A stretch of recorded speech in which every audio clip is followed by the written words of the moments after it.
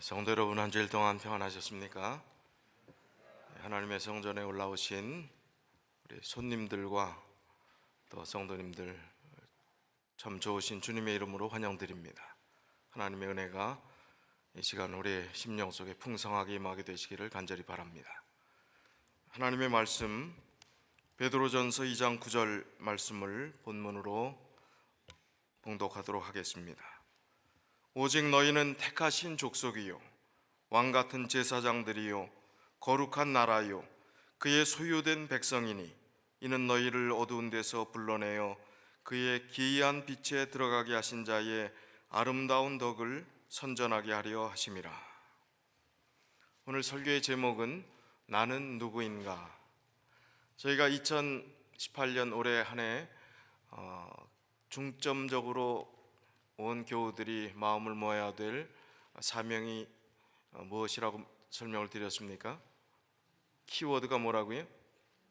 개인 전도입니다. 개인 전도 그러면 개인에게만 전도를 하는가? 그게 아니라 공중 전도, 여러 집회를 통해서 전도하는 그런 방식이 공중 전도라고 한다면, 개인 전도는 내가 1대1로 대화하지만 한 사람을 전도한다는 게 아니라 개인이 가족을 전도할 수 있고 여러 사람을 전도할 수 있고 하는 그런 개념의 개인 전도입니다. 맨투맨만 생각하면 1대1, 물론 그게 제일 효율적이지만 개인이 여러 사람을 전도하는 것도 다 그 영역에 속하는 것입니다. 그래서 우리가 전도하기 전에 우리 전도할 전도자의 자세가 되어야 되기 때문에 코이노니아 생활전도라 하는 한국의 양육훈련 교재 연합회에서 나온 선교전략연구소에서 나온 이 교재의 말씀들을 지금 나누고 있습니다. 이 내용을 그대로 하면은 공부하는 교재 같기 때문에 설교 형식으로 바꿔서 이 전반기 어느 정도 시간이 될 때까지는 우리가 그 사명을 고취하기 위해서 이 내용들을 다루고 있다는 것을 여러분께 다시 한번 또 말씀을 드립니다. 자, 사람의 첫인상은 처음 딱 만났을 때 몇 초 정도 걸리면 그 사람에 대해서 대략 느낌이 올까요? 한 몇 초 걸릴 것 같습니까? 쫙 이렇게 스캔을 하는 겁니다. 탁 만나보면 쫙 훑어봐요. 위로 아래 그냥 훑어본다 그러면 기분 나빠할 수 있는데, 표시 안 내고 딱 훑어보는데 3초에서 5초 걸리면 그 사람의 첫인상이 결정이 된다는 것입니다. 자, 3초에서 5초 얼마나 짧은 시간입니까? 그 3초에서 5초라는 그 개념이 어디에서 나왔는가 하면 MOT라는 Moment of Truth라는 그 개념에서 나왔다는 겁니다. 그 얘기는 뭐냐면 투 시합을 할 때 황소가 붉은 색을 보면 흥분하고 달려들잖아요. 그거 붉은 그걸 보고 달려드는데 그 완전히 파악하고 그냥 돌진하게 되는데 걸리는 시간이 Moment of Truth라는 그 개념에서 나왔다는 겁니다. 이 황소는 2, 3초래요. 더 빠르답니다. 그래서 사람이 금방 결정이 된다는 겁니다. 보면 대개 첫인상이 좋다 나쁘다 이야기를 합니까?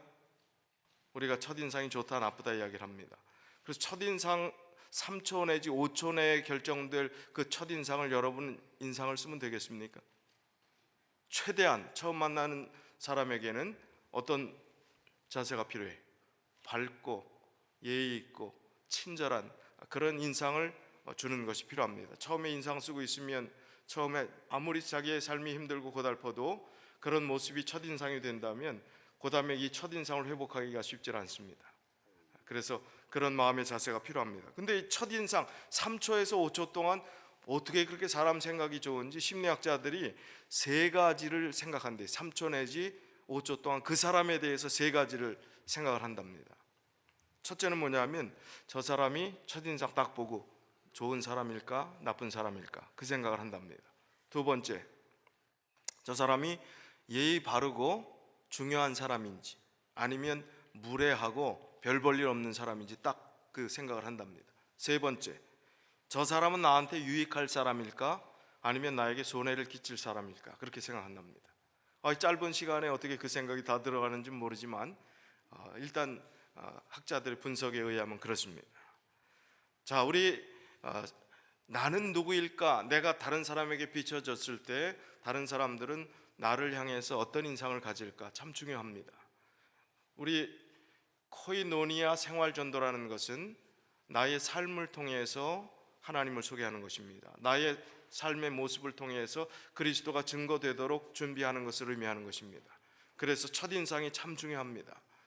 교회 이렇게 들어오실 때 여러분들의 모습을 보면 참 좋은 일이 있으셨구나, 행복한 일이 있으셨구나, 또 어떤 분을 보면 아이고 참 어렵고 고달픈 일이 있으셨구나 하는 게 이렇게 얼굴에 쓰여 있는 것 같아요. 제가 목회를 한 30년 하다 보니까 이제 쪽집게 무당 반 정도는 된 것 같아요. 대개 보면 맞더라고요. 첫인상이 참 중요한데 우리가 아무리 힘들고 어려워도 정말 하나님 안에서 주시는 용기를 가질 필요가 있습니다. 왜냐하면 오늘 설교 제목이 나는 누구인가라 하는 이 제목 속에 이미 본문에 답이 나왔지 않습니까? 하나님은 우리를 어떻게 여겨주시는데?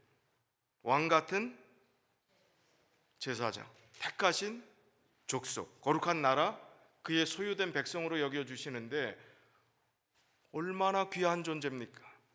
여러분, 영적 자존감, 자기 사랑의 어떤 그런 이기적인 자기 자신의 이기적인 그 마음이 아니라 영적 자존감을 분명히 가져야 합니다.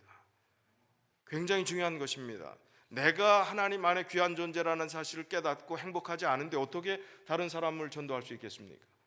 그래서 오늘 나는 누구인가라는 이 개념들을 오늘 베드로전서 2장 9절에 나타난 이 말씀을 하나하나씩 생각해 보면서 정말 용기를 좀 가지셨으면 좋겠습니다.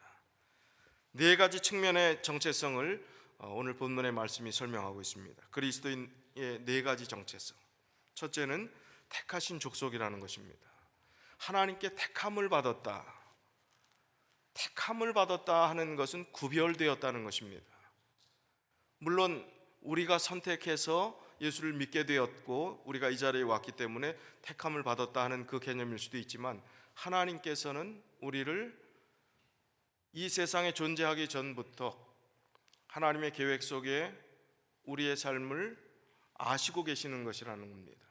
그리고 그 안에서 하나님의 자녀가 되었다는 것, 하나님을 믿는 사람이 되었다는 것은 이건 얼마나 큰 특권인지 모릅니다. 인간이 되셨다 하는 것, 하나님이 인간이 되셨다 하는 것은요, 제가 조금 전에 저희 교과 공부반에서 말씀을 좀 나눴는데 하나님이신 분이 인간이 되셔서 우리의 구원을 위해서 오셨다 하는 것은 참 얼마나 기가 막힌지 여러분 생각하셔야 됩니다. 신앙생활 할 때 하나님이 인간으로 오셔서 나를 구원해 주셨다는 것이 이게 얼마나 낮아진 것이고 얼마나 큰 구원을 베푸셨던 것인가를 깨달을 때 우리의 믿음이 자랄 수 있습니다. 자, 우리가 다른 사람이 우리를 안 좋게 얘기할 때 앞에 개자만 붙어서 얘기를 하면 그 좋습니까? 개, 자식, 개, 뭐 안 하겠어요. 개자만 붙으면 다 욕이 되더라고요. 개 얼마나 이뻐해요 우리가. 예? 근데 개만 붙어도 어때요? 확 낮아집니다. 그런데 하나님이신 분이 인간이 되셨다는 것, 우리를 구원하기 위해서 오셨다는 것, 그거는 벌레보다 더 낮아진 거예요. 사람이 벌레가 되라는 것보다 더 낮아진 겁니다. 표현할 수 없을 정도로 낮아진 겁니다. 그런 모습으로 인간이 되셔서 우리를 구원하기 위해서 오신 분이 예수 그리스도, 우리를 사랑하시는 분이 그분이라는 사실을 우리가 이해하게 될 때 나 같은 사람을 위해서 예수님이 그렇게 나를 구원하기 위해서 그렇게 오신 분이라는 사실을 깨닫게 될 때 우리의 마음이 조금 달라질 것 같아요. 그 사실을 우리가 생각하지 않을 때는 하나님의 사랑에 대해서 그냥 막연하고 이론적인 개념으로 머물 수 있습니다. 그러나 하나님이 나 같은 사람을 사랑하셔서 하나님의 자녀로 삼아주신다는 이 사실이 얼마나 큰 것인가, 나를 택해 주셨다는 것, 택하신 족속이라고 표현하는 이 사실이 얼마나 큰 것인가. 그래서 택함을 받은 우리가 다른 사람들에게 하나님의 복음을 전할 수 있는 충분한 근거가 되는 것입니다. 하나님이 나를 택해 주셨고 하나님의 자녀 삼아 주셨다는 그 사실을 증거하는 일들은 너무나 분명하고 당연한 일이 되어야 하는 것입니다. 그래서 교회에 대해서 사도행적 9페이지에 보면 이렇게 정의했지 않습니까? 교회는 사람을 구원하기 위하여 하나님께서 세우신 기관이다. 교회는 봉사를 위하여 조직되었으므로 그 사명은 온 세상에 복음을 전하는 것이다. 태초부터 하나님은 당신의 교회를 통하여 당신의 충만과 풍족을 온 세상에 나타내려고 계획하셨다. 하나님께서 어두움에서 불러내어 그의 기이한 빛 가운데 들어가게 하신 교인들은 하나님의 영광을 나타내어야 한다. 교회의 존립 목적은요, 바로 사람을 구원하기 위해서 하나님께서 택하신 그런 기관이라는 것입니다. 그 목적을 우리가 하나님의 뜻을 받아서 하나님의 정말 귀중한 명령이기도 하고, 또 예수님께서 이 땅을 떠나시기 전에 남은 제자들에게, 사람들에게 정말 유언처럼 남기신 것, 복음을 전하라는 그 사명을 우리에게 허락해 주신 정말 중요한 일이기 때문에 교회가 존립하는 목적은 바로 그 일을 해야 되는 것입니다. 그리고 하나님께서 우리를 택하셨기 때문에, 하나님의 자녀로 삼아주신 기쁨이 있기 때문에 그 일을 해야 된다는 것입니다. 그게 바로 그리스도인의 정체성입니다. 택하신 족속이라는 것. 두 번째, 왕 같은 제사장이라고 했습니다. 왕 같은 제사장으로 삼아주시겠다 하는 것은 이 구약시대의 제사장의 역할이 얼마나 귀한 역할이었는지, 우리는 생각할 때 제사장 그러면 성직자들이나 그 역할이지 우리는 평교인인데 이렇게 생각하기 쉽습니다. 그러나 성경은 분명히 오늘 본문의 말씀은 목사들, 성직자들만, 아니면 다른 신부라든지 그런 사람들만 왕 같은 제사장이라고 했다고요? 아닙니다. 우리 모두가 왕 같은 제사장 역할을 하라고, 왕 같은 제사장이라고 그렇게 설명을 하고 있습니다. 이 왕 같은 제사장의 역할들을 했던 믿음의 사람들의 이야기들을 조금 살펴보면 축복의 통로가 되었다는 것입니다. 그 사람들의, 그리고 다른 사람들을 돕는 중간 역할을 했다는 것입니다. 그 역할들을 우리가 하라는 것입니다. 그거는 성직자들의 국한된 영역이 아니라는 것입니다. 우리 모두가 같이 해야 될 일이라는 것입니다. 모세에 대한 얘기를 좀 살펴보면, 모세가 이제 광야에서 이스라엘 백성들을 이끌 때, 이스라엘 백성들이 400여 년 동안 하나님을 잊어버리고 살았던 그들이 하나님을 다시 재발견하고 하나님 안에서 살아가고자 하는 그 노력들이 얼마나 어려웠을까요? 광야 생활이 평탄했다면 이건 말도 안 되는 지어낸 소설일 것입니다. 400년 동안 우상 숭배에 빠지고 하나님을 잊어버렸던 그 사람들이 하나님을 다시 회복하는 그 과정은 쉽지 않았습니다. 그래서 어렵고, 또 악에 찌들고 세속에 찌들고 또 이기적인 자기의 삶에 찌들었던 그 사람들을 40년 동안 하나님께서 훈련의 과정을 허락하셨던 것입니다. 그 과정에서 이스라엘 백성들이 반역도 하고, 또 정말 모세가 감당하기 어려운 큰 시험과 어려움들이 있었을 때, 그런데 모세는 왕 같은 제사장의 마음과 심령으로 어떻게 했는가 하면, 정말 말도 안 되는 일들을 하고 반역을 하고 그럴 때 인간의 눈으로 볼 때 정말 저 사람 없었으면 좋겠다, 정말 내 눈에 안 보였으면 좋겠다, 아마 모세의 인간적인 마음 가운데 다 그런 마음이 있었을 겁니다. 그런데 모세는 어떻게 했습니까? 그런 백성들을 정말 구원하기 위한 그 마음 하나 가지고 출애굽기 32장 32절에 보면, 그러나 합의하시면 하나님 저랑 합의 좀 해주시면 좋겠습니다. 합의하면 우리는 무슨 소송 되기 전에 하는 용어처럼 생각하잖아요. 하나님 좀 합의 좀 해주세요, 제발 좀 합의 좀 해주세요, 그 얘기입니다. 하나님 합의해 주시면 이제 그들의 죄를 사하여 주옵소서. 그렇지 않사오면 원컨대 주의 기록하신 책에서 내 이름을 지워버려 주십시오. 생명책에서 내 이름 빼주시고 누구 구원해 달라는 거예요? 저렇게 말 안 듣는 저 백성들 구원해 달라고 하는 것입니다. 왕 같은 제사장은 이런 마음을 갖고 그런 태도로 사람들을 대하고 전도하고 해야 된다는 그 개념에서 베드로전서 2장 9절에 왕 같은 제사장, 축복의 통로가 되라, 사람들을 살리는 역할을 하라, 우리가 그 사명을 실행하라 하는 그 말씀을 하시는 것입니다. 민수기 12장 13절에 있는 말씀을 보니까, 모세가 여호와께 부르짖어 가로되 하나님이 원컨대 그를 고쳐 주옵소서. 이 사건은 어떤 사건인가 하면 이 모세가 구스 여인을 취합니다. 이제 십보라가 죽고 자기 사랑하던 아내 십보라가 죽고 난 후에 구스 여인을 이제 재혼하는 것이지요. 그런데 구스 여인을 취했다고 미리암 그 누나가 아주 강렬한 비난을 합니다. 물론 율법을 따지고 이방인과 어떻게 지도자가 결혼할 수 있으며 여러 이야기들 했을 수 있을 것입니다. 거기에 아론이 동조합니다. 그의 형이 동조합니다.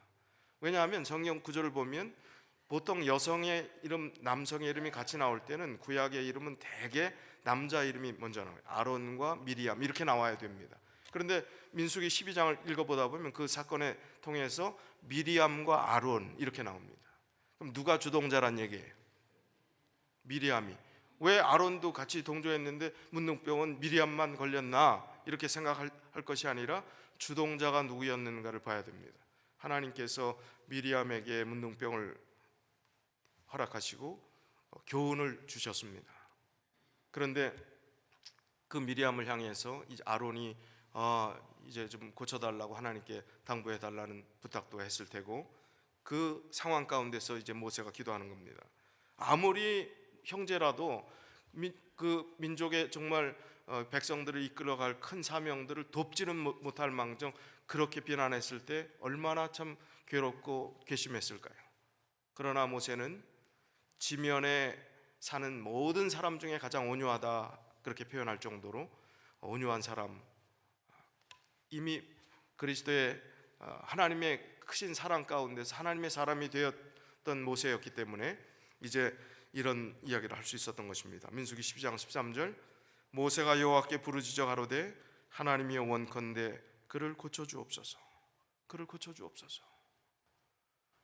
우리에게 속상하게 한 사람 있으면 가다가 그냥 자빠져 돌불에 걸려서 어떻게 해라? 넘어져라 하는 게 그냥 보통 사람들 모습 아닙니까? 날 괴롭게 했는데 잘 되는 거 보기 좋습니까? 좀 잘 안 됐으면 좋겠어요. 그런 마음이 은연중에 그리스도인 마음속에도 있습니다. 그런데 모세는 그렇지 않았습니다. 축복의 통로 왕 같은 제사장의 심령으로 그렇게 했습니다. 우리도 그렇게 해야 된다는 것입니다. 우리를 괴롭게 하고 힘들게 하는 사람이 있을 수 있습니다. 또 우리에게 손해를 끼친 사람이 있을 수 있습니다. 그러나 우리의 마음 자세는 하나님께서 택하신 왕 같은 제사장이라고 하는 것은 축복의 통로로 너희를 임명했다는 것입니다. 그렇게 택했다는 것입니다. 그래서 너희도 그렇게 하라는 것입니다. 그래서 믿음의 사람들을 샘플로 보여주신 거예요. 그들의 삶의 모습들을 낱낱이 기록한 것입니다. 그들의 실수까지, 구스 여인을 취한 것까지 성경에 삭제하지 않고 빼놓지 않고 기록한 것입니다. 연약함까지요. 아브라함은 어땠습니까? 아브라함 18장 20절부터 나오는 내용을 보면 이제 처음에 그의 조카 롯과 정말 이제 사이좋게 지내기 위해서 이제 정말 행복한 시간들을 보냈는데 점점 이제 무리들이 늘어나고 가축들도 늘어나니까 이제 분쟁이 자꾸 생겨서 안 되겠어요. 그래서 롯에게 먼저 네가 산 중턱에 올라가서 네가 좋아하는 땅을 먼저 택하라고. 롯이 덥석 자기가 좋은데 먼저 차지했잖아요. 그게 어디입니까? 그 장소가 어디예요? 소돔과 고모라. 나중에 큰 도시가 되어서 아주 환락의 도시가 되었습니다. 동성연애가 들끓는 그런 도시화 되었습니다. 그런 상황 가운데서 이제 그 성을 이제 하나님께서 멸망시키겠다 하는 그 메시지를 하나님의 사자가, 천사가 들고 찾아옵니다. 아브라함이 그 사자들을 만났을 때 이제 간구합니다. 그 롯과 그 가족들, 자기 조카가 사는 곳이기도 했지만 그곳을 멸망한다는 그 하나님의 심판이, 이것은 거기에 살아가는 많은 사람들에게 너무나 가혹한 것이고 참혹한 것이기 때문에 그렇게 되면 안 된다는 생각이 들었습니다. 아마 아브라함의 마음은 그곳에 의인은 적어도 몇 명 있을 걸로 생각했어요. 처음에 여기 나오잖아요. 최소한 몇 명이요? 50명은 있을 줄 알았어요. 아니 도시라고 그러면 뭐 얼마나 인구가 있었는지 정확히 알 수 없지만은 만 단위 이상은 돼야지 도시라고 고대 도시도 이야기했을 텐데 그 중에 50명의 의인이 없다니 기가 막힐 거 아닙니까? 얼마나 악했으면 50명의 의인이 없겠습니까? 그런데 50명에서 50으로 끝나요? 기도 한 번 했다가 가만 살펴보니까 50명도 안 되는 것 같은 정보를 들었습니다. 몇 명 감해달라고요? 45명. 그 다음에 40명. 그 다음에 30명. 20명. 그 다음에 몇 명이요? 10명. 롯의 옛날 산하 제한이 없던 그 시절에 롯의 이 친척들, 가족 관계들 이렇게 다 따져보면 10명이 넘었겠어요? 안 넘었겠어요? 넘었을 겁니다. 성경에 나오는 인물, 거기에 해당되는 것들 핵심 인물만 써놓기 때문에 거기 있는 자녀가 다라고 생각하면 우리가 너무 인간적으로 생각하는 거예요. 성경 외에 가인과 아벨만 있다고 생각하고 나중에 셋 있고 나머지는 인류가 하나도 없은 걸로 생각하는 것과 마찬가지입니다. 가인이 갔더니 자기를 누가 죽일까 두려워한다고 그러고 사람들이 어쩌고 얘기하고 그러는데 다 사람들이 계속 인류의 구원의 핵심만 성경은 기록하기 때문에 그런 것이 다 생리적이고 본능적이고 인간의 모든 상황 가운데서 출산과 그런 게 이루어지고 성경에 드러나지 않은 인물, 거기에 하나님을 선택하지 않았던 많은 인물들이 다 있는 것입니다. 마찬가지 성경을 보는 관점을 그런 관점으로 넓혀 보셔야 됩니다. 10명이 없었습니다. 아브라함이 정말 자기에게 배은망덕한 행동을 했던 그 조카 롯을 그렇게 사랑하는 마음, 그리고 정말 그 도시가 멸망당하지 않도록 하나님께서 지켜달라고 하는 그 간절한 마음, 그게 왕같은 제사장, 축복의 통로로서 다른 사람들을 유익하게 하고 살리고자 하는 마음들을 갖는 존재라는 것입니다. 바로 그것이 왕같은 제사장의 역할이라는 것입니다. 사무엘도 그랬습니다. 사무엘 상 12장 23절에 보니까 나는 너희를 위하여 하기를 쉬는 죄를 여호와 앞에 결단코 범치 아니하고 선하고 의로운 도로 너희를 가르칠 것인즉, 이스라엘 백성들을 향해서 기도하는 그 마음을 한 번도 쉬지 않았다는 거예요. 그걸 쉬면 죄라고 생각할 정도로 그랬다는 것입니다. 그리고 선하고 의로운 도로 너희를 가르칠 것이다.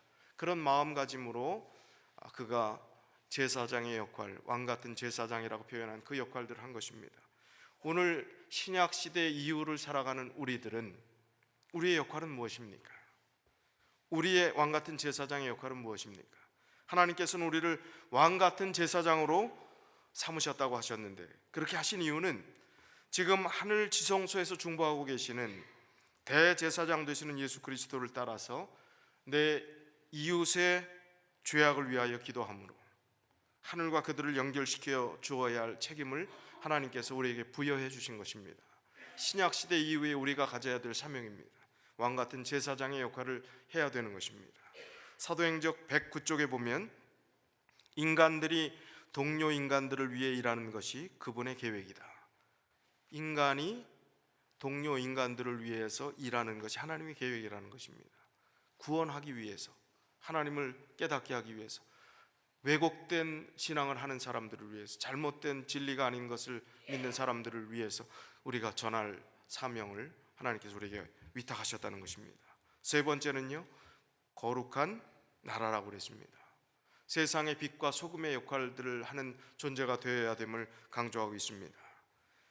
소금은 그 역할이 짠맛입니다. 맛을 내는 것입니다. 그것을 잃어버리면 아무 소용이 없겠지요. 그래서 성경에 소금이 맛을 잃으면 밖에 버리고 사람들이 밟고 다니는 아무짝에 쓸모없는 것이라고 그랬습니다. 산상보훈 36쪽에 보면 소금의 역할에 대해서 이렇게 설명하고 있습니다. 소금은 첨가되는 물질과 섞여야 한다. 그것은 또 보존의 역할을 다하기 위해 첨가물을 뚫고 들어가 그것을 절여야 한다. 그러므로 우리는 유익을 주고 싶은 사람이 있으면 그들과 밀접한 관계를 가져야 한다. 하나님의 사랑의 영향력이 그 소금이 절여서 맛을 제대로 내는 것처럼 그 사람들과 밀접한 관계를 통해서 그 영향력이 스며들어가는 그런 역할들을 우리가 해야 된다는 것입니다. 그래서 거룩한 나라로 세워주시는 것은 소금의 역할, 빛의 직분을 다 감당하고 그 역할들을 다 하기 위해서 하나님께서 우리를 거룩한 나라로 택해 주셨다는 사실입니다. 네 번째는 그의 소유된 백성이라고 하셨습니다.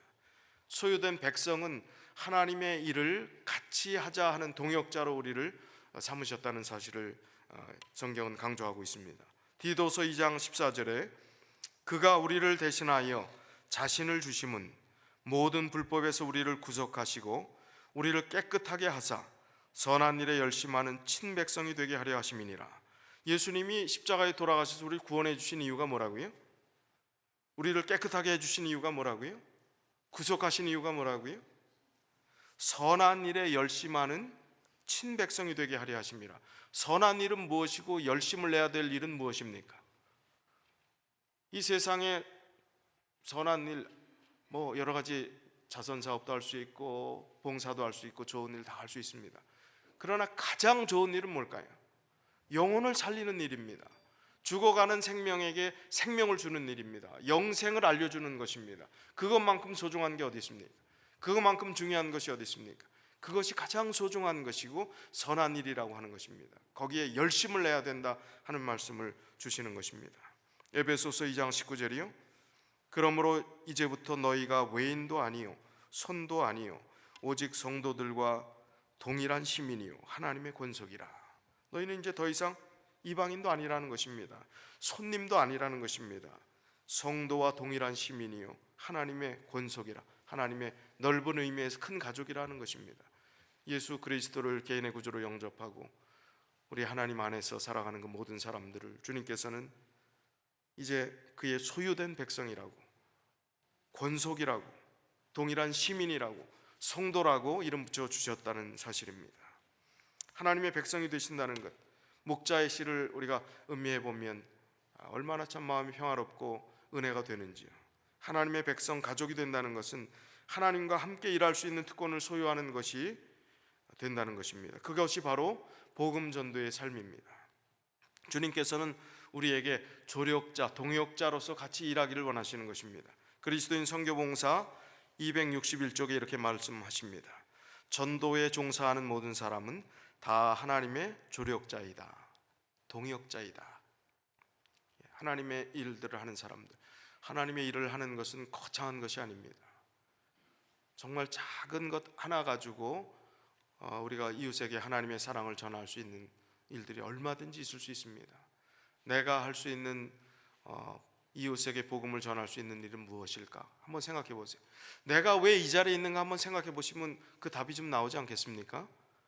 나는 태어나 보니 우리 부모님이 벌써 다 교인이 되셔서 할 수 없이 나왔어. 할 수 없이 나오나요? 목사의 자녀들도 다 교회 다 떠나는데 할 수 없이 태어나 보니 모태신앙이라고요? 천만에요. 모태신앙이 더 갈등이 많을 수도 있습니다. 그런데 이 자리에 있다는 것, 그거는 정말 귀한 선택일 수밖에 없어요. 나는 모태신앙이 아니고 이제 나중에 신앙을 받아들였는데 내가 어떻게 신앙을 받아들였는지 생각해 볼 필요가 있습니다. 그러면 누구의 도움을 통해서, 누가 어떤 계기를 통해서 교회에 나오는 이유가 분명히 있었을 거 아닙니까? 그거 얼마나 귀한 일입니까? 지금 생각해 보면 그분 차 한 대 사드렸나요? 아니면 케이크라도 하나 좀 사드렸나요? 과일이라도 한 박스 사드렸나요?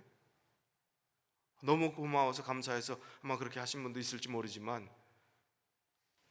받은 바 은혜가 그렇게 큰데 내가 전도 받고 하나님의 자녀로 이 자리에 있는 그 사실의 그 원인부터 생각해 보면 너무너무 귀한 일입니다. 정말 그 받은 은혜가 크다면, 내가 그런 일을 할 수 있다면. 근데 굉장히 거창한 일 때문에 이렇게 교회에 나오게 된 계기가 됐나요? 그렇지 않아요. 논에 빠진 전도지 한 장 주워 들어서 읽었는데 거기에 감동이 돼갖고 나중에 목사님이 되셨어요. 그분이 전도한 분이 수도 없습니다. 얼마나 많은 분들이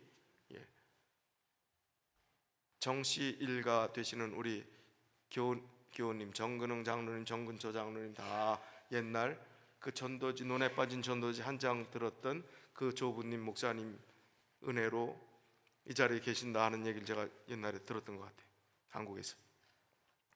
얼마나 귀한 일입니까? 사소한 전도지를 누가 줬는데 논에 던져졌다는 건 그걸 어떻게 했다는 게, 받은 사람이 버렸다는 거예요. 버린 종이 쪽지 하나가 엄청난 영향력을 발휘해서 지금 하나님의 자녀들을 이렇게 탄생시켰다는 것 얼마나 귀한 일입니까? 사소하고 작은 일이라 할지라도 우리가 주님께 기도하고 하려고 하면 하나님께서는 놀라운 역사를 거기에 이루어 주신다는 사실입니다. 미운 오리 새끼의 이야기를 잘 아시죠?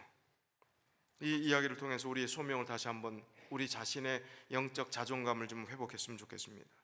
이 안데르센의 유명한 동화지요. 이 안데르센이 이 동화를 발표하고 나서 사람들이 다 이 이야기는 알지만 그 안데르센이 이 이야기를 만들게 된 그 계기를 잘 알지 못합니다. 이 미운 오리 새끼 이야기는 자신의 참모습을 인식하지 못했던 미운 오리 새끼, 그 오리 새끼의 힘든 처지와 슬픈 시절을 꿋꿋하게 이겨나고 자신의 본 모습을 찾는 일련의 과정을 통해서 자신의 정체성을 찾는다는 내용입니다. 이 안데르센의 자신의 경험과 같은 이야기라는 것이죠. 이 안데르센은 19세기 초엽에 덴마크의 오텐셔라는 가난한 구두방 주인의 아들로 태어났습니다. 11살 때 그의 아버지가 돌아가셨어요. 그래서 어린 나이에 공장에 나가서 집안 생계를 도울 수밖에 없는 상황이 되었습니다. 하지만 이 안데르센은 불우한 현실에 굴하지 않고 수도 코펜하겐에 가서 문학도로서의 길을 가기 위해서 여러 가지 노력을 합니다. 그러나 배경도 없고 또 여러 가지 어렵고 불우한 그런 환경 가운데서 아무리 노력해도 되지 않는 것입니다. 알아주질 않는 것입니다. 아무리 최선을 다해도. 그런데 정말 그러면서 여러 가지 아르바이트도 하고 한국식으로 하면 그렇게 정말 곳곳에 다니면서 힘든 날품팔이도 하고 그랬겠죠. 그런 시간들을 보내는 가운데 왕립극장의 지배인인 콜린이라는 후원자를 만나게 됩니다. 그가 안데르센을 너무 잘 본 겁니다. 이 콜린, 왕립극장의 후원자 이 콜린이 그를 이제 후원해 주기 시작했을 때 이제 달라지기 시작했습니다. 대학에서 시와 소설을 썼을 때 그것이 이제 사람들에게 반응을 받게 되고 이제 그의 작품들이 좋은 평가를 받게 됩니다. 이제 드디어 유명해졌습니다. 유명해진 이 안데르센은 어느 날 참 유명한 사람 집에 초대되어 갔습니다. 근데 집이 얼마나 대저택인지 그 저택에 연못이 큰 연못이 있는데 그 연못을 같이 산책하다가 연못에서 노니는 아름다운 백조를 보게 됩니다.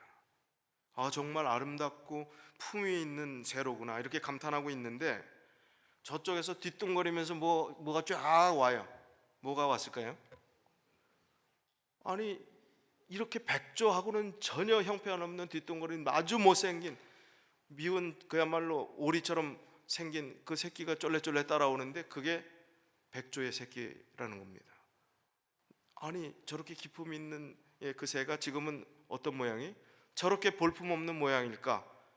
그걸 생각하면서 자기의 과거에 힘들었고 참담했던 자기의 과거의 경험들을 생각했다는 것입니다. 그리고 나의 백조된 이것은 정말 모든 사람이 나를 사랑해준 은혜구나. 나의 과거의 시절은 그랬구나. 그러면서 이 미운 오리 새끼의 이야기를 했다는 것입니다.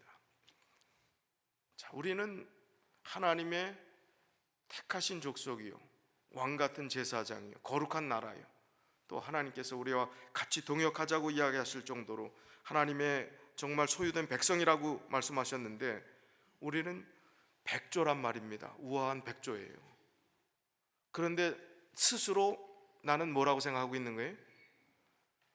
오리 새끼로 생각하는 겁니다. 오리 새끼도 앞에 뭐가 붙은? 미운, 스스로 자학하는 것입니다. 하나님이 나를 백조, 그렇게 귀하고 우아한 존재로 여겨주시는데 우리는 스스로 뭐라고요? 미운 오리 새끼라고. 희망도 없고 나는 가능성도 없고 영적 자존감이 없는 거예요. 이렇게 열등감이 많은지. 하나님이 이렇게 택해 주셨다고 하는 그 사실만 해도 지금 먹고 살아가는 과정은 정말 과정일 뿐입니다. 잘 살고 못 살고, 좀 많이 배우고 못 배우고, 또 좀 누리고 안 누리고, 명예가 있고 없고, 과정의 잠깐일 뿐이에요. 그러나 하나님께서 나를 어떻게 여겨주시는 줄 알고 베드로전서 2장 9절 말씀을 달달 외우시면 좋겠어요.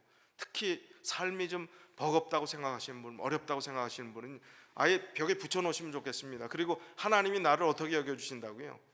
그 밑에 백조 한 단어 써놓으세요. 그리고 만나는 사람마다 아유 백조님 오셨습니까? 예, 참 백조님 반갑습니다. 이렇게 하세요. 하나님이 우리를 그렇게 귀하게 여겨주신다는 겁니다. 내가 자존감이 없으면요, 영적 자존감이 없으면 어떻게 다른 사람을 만나서 전도하려고 그러는데 오히려 방해가 돼요. 신세 타령하다 끝납니다. 망쳐요. 오히려 전도하지 못하고. 내가 자존감이 없고 영적으로 하나님께 받은 은혜가 감사하지 않은데 어떻게 전도할 수 있어요? 이 이야기 가운데 첫 번째 주는 교훈은 잃어버린 자기 정체성을 확립하라는 것입니다. 우리는 혹시 이 세상에서 미운 오리 새끼처럼 살고 있지는 않습니까? 백조임을 망각한 채 뒤뚱거리는 오리 흉내를 내느라 온 정신이 팔려 있지 않습니까? 뒤뚱거리다 끝날 인생이 아니라는 것입니다. 하나님이 우리를 귀하게 여겨주시기 때문에, 정말 고상한 하늘 백성으로 하나님께 삼아주셨기 때문에 이 땅에서 그렇게 살 존재가 아니라는 것입니다. 두 번째, 정체성을 바로 알면 소명이 보인다는 것입니다. 에베소서 4장 1절, 사도 바울이 옥중에서 쓴 서신이기 때문에 옥중서신이라 그렇게 이야기하고 있습니다. 에베소서 4장 1절에 그러므로 주 안에서 갇힌 내가 너희를 권하노니 너희가 부르심을 입은 부름에 합당하게 행하여. 하나님이 우리를 부르셨기 때문에 너희가 얼마나 귀한 존재라는 사실을 알기 때문에 부르심에 합당하게 어떻게 하라고요? 그렇게 행하고 살라는 것입니다. 하늘 백성처럼 살라는 것입니다. 옛날 많은 그 영화나 이런 데서 신분 상승된 이야기들이 나오잖아요. 광해군 이야기도 나오잖아요. 광해군이 거지와 옷을 바꿔 입고 신분을 바꿔 갖고 저쩌고 거지 왕자 얘기도 나오고 그러지 않습니까? 그런데 거지로 알았던 사람이 가짜로 흉내내 갖고 신분만 바뀌었을 뿐인데 본질은 바뀌지 않았는데 먹는 식사 예절부터 행동하는 모든 것들이 다 바뀌잖아요. 바뀌어야 되지 않습니까? 우리가 미운 오리 새끼로 뒤뚱거리고 사는 것이 내 인생의 전부인 줄 알았을 때는 그렇게 사는 것입니다. 뒤뚱거리고 사는 거예요. 그러나 하나님의 백성인 것을 분명히 알았으면 우리의 삶은 그리스도인다워야 하는 것입니다.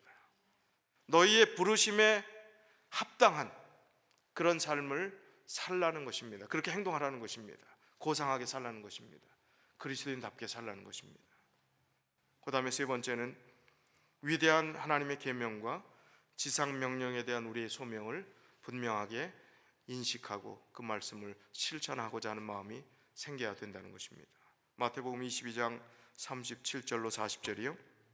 예수께서 가라사대 내 마음을 다하고 목숨을 다하고 뜻을 다하여 주 너희 하나님을 사랑하라 하셨으니 이것이 크고 첫째 되는 계명이요 둘째는 그와 같으니 내 이웃을 내 몸과 같이 사랑하라 하셨으니 이 두 계명이 온 율법과 선지자의 강령이니라. 자, 하나님의 계명을 10계명을 두 개로 풀어 갖고 설명해 놓은 말씀이지요. 첫째 되는 계명, 하나님을 사랑하는 것. 둘째 되는 계명은 이웃을 사랑하는 그 계명, 10계명의 이야기를 설명한 것이지요. 자, 근데 이 계명을 사랑하는데 어떤 마음을 가지고 사랑하라고 그랬습니까? 37절에 뭐라고 했어요? 너희는 내 마음을 다하고 뭘 또 다하고 목숨을 다하고 그 다음에 뜻을 다하여 주 너희 하나님을 사랑하라. 아니 10계명을 지키는 것, 하나님을 사랑하는 이 계명을 지키는 것을 어떤 마음으로요? 목숨을 다하고 사랑하라고 했는데 우리가 목숨을 다하고 좀 사랑해 보셨습니까? 뜻을 다하고 한번 사랑해 보셨습니까? 등단 기도하는데 우리 식무장로님 그래요. 평안하고 안전한 가운데 우리가 예배 드릴 수 있는 것에 대해서 감사한 그 기도를 하셨어요. 핍박 가운데 목숨이 정말 위태로운 가운데 이슬람 세계에서 그리스도인으로 살아간다는 것, 지금 우리 주변에 다른 곳에서 이루어지는 일들 아니겠습니까? 우리가 너무 평안하고 또 안락하기 때문에, 너무나 편안하기 때문에 우리가 이 자리에 나와 있는 이 자체가, 이 사실이 얼마나 귀한 시간들인지, 얼마나 큰 특권인지를 잘 알지 못할 때가 있습니다. 목숨을 다하고 뜻을 다하고 하나님을 그렇게 사랑해야 되는데 그렇게 사랑하지 못한 게 너무나 많습니다. 제 자신부터 부끄러워 견딜 수가 없습니다. 그런 거 생각해 보면요. 자, 우리가 지금 이 교회에 나와 있는 우리 주변의 얼굴들 한번 보세요. 얼마나 많은 희생을 하고 이 자리에 나왔습니까? 얼마나 바쁜 시간들을 쪼개서 나왔습니까? 숨 좀 쉬려고, 하나님께서 주신 은혜의 빛을 좀 붙잡으려고 이 자리에 나온 분들 귀한 분들입니다. 이 세상이 그것조차 알지 못하고 살아가는 뒤뚱거리는 인생들이 많아요. 방황하는 비틀거리는 인생들이 많습니다. 그 영혼들을 구원해 내라고 우리를 불러주시고 정말 하나님의 이 명령을, 계명을 그런 마음의 자세로 정말 실천하면서 살고 그런 정신을 사람들에게 베풀라고 하는 그 교훈을, 명령을 우리에게 주셨다는 사실. 마태복음 28장 19절 20절에 대사명이라고 이야기도 하고 예수님의 유언장이라고 이야기도 하는 이 말씀을 우리에게 주신 것입니다. 그러므로 너희는 가서 모든 족속으로 제자를 삼아 아버지와 아들과 성령의 이름으로 침례를 주고 내가 너희에게 분부한 모든 것을 가르쳐 지키게 하라. 볼지어다 내가 세상 끝날까지 너희와 항상 함께 있으리라 하시니라.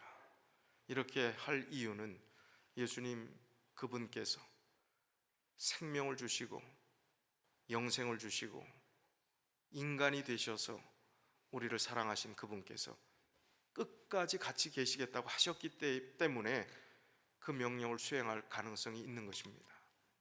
그리고 그렇게 할 때 주님께서 책임져 주시겠다고 약속해 주신 보증수표가 되는 것입니다. 전도자의 생활 영성이라 하는 그 내용으로 요즘 한국에서 꽤 회자되는 기독교계뿐만 아니라 일반 단체에서 사용하는 용어가 있는데 미인대칭이라는 세미나가 아주 인기 있는 세미나라고 합니다. 여기 운동본부 미인대칭 국민운동본부래요. 이름이 미인대칭 국민운동본부 김기현 목사, 그분이 이 네 가지를 이야기를 하는데, 미 하면 뭐라고요? 인사하기, 대화하기, 칭찬하기. 전도자의 생활 영성, 이 네 가지를 잘하면 전도를 잘할 수 있다는 것입니다. 미소 짓고 인사하고 대화하고 칭찬하고. 좀 웃으세요. 힘들어도, 삶이 뻑뻑해도 좀 웃으십시오. 미소 지으십시오. 왜요? 그리스도 안에서 우리가 받은 은혜가 크기 때문에. 하나님께서 베푸신 구원만 해도, 베드로전서 2장 9절만 생각해봐도 미소 아니라 우리는 정말 환한 그런 마음가짐을 가져야 합니다. 이 운동본부 대표가 이런 이야기를 했습니다. 지금 대한민국은 행복이란 단어에 미쳐 있다. 사람들이 그만큼 행복하지 않다는 반증이기도 하다. 매스컴의 광고 컨셉과 회사의 정체성을 나타내는 문구들을 보라. 한국도로공사의 정체성은 행복을 이어주는 사람들이다. 한국철도공사는 레일로 이어지는 행복한 세상이다. 서울 지하철 메트로는 사랑으로 행복한 세상을 만들어갑니다 라고 외친다. 심지어 이삿짐센터 이름이 행복을 나르는 사람들이라 하는 이삿짐센터도 있다. 그런데 사람들의 마음은 갈수록 더 공허하고 행복하지 못하다. 참 이상하지 않은가? 모든 일의 시작이 중요하다. 행복하려면 첫 단추를 잘 꿰매야 한다. 그 첫 단추가 바로 자신을 진짜 사랑하는 것이다. 자신을 진짜 사랑하는 사람은 행복하다. 자신을 진짜 사랑하는 사람이 다른 사람도 사랑할 수 있다. 이 필자는 13년 전에 모든 사람들은 장점이 100가지가 있고 단점은 10가지 정도 된다는 것을 발견했다. 문제는 사람들이 100가지 장점이 아니라 10가지 단점에 집중하며 불행하게 산다는 것이다. 자, 여기서 이야기하는 이 사람들의 이야기들을 보면서 우리가 이기적인 자기 중심의 사랑이 아니라 하나님께서 우리를 택하신 족속, 왕같은 제사장, 거룩한 나라, 그의 소유된 백성이라고 인정해 주시는데 우리가 영적 자존감, 영적 정체성을 분명히 갖는 것, 정말 나를 하나님께서 사랑해 주시는 그 사랑만큼 내 자신을 존중하는 것, 그게 얼마나 필요한 것입니까? 그런 의미의 자기 사랑이 필요하다는 것입니다. 이 미인 대칭 중에서 여러분, 내가 잘하고 있는 것은 무엇이고 부족한 것은 무엇인가 좀 적용해 보시면 좋겠습니다. 지난주에도 고사성어 하나 말씀드렸죠. 뭐라고요? 기억나시는 분 계십니까? 훌륭하십니다. 부자유친. 그 부자유친 앞자리들 부자 유친만 기억하고 다 뭔지 잊어버리시면 안 됩니다.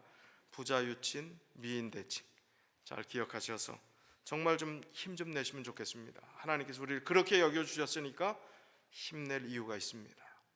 감사할 이유가 있습니다. 다시 용기 있게 살아갈 분명한 이유가 됩니다.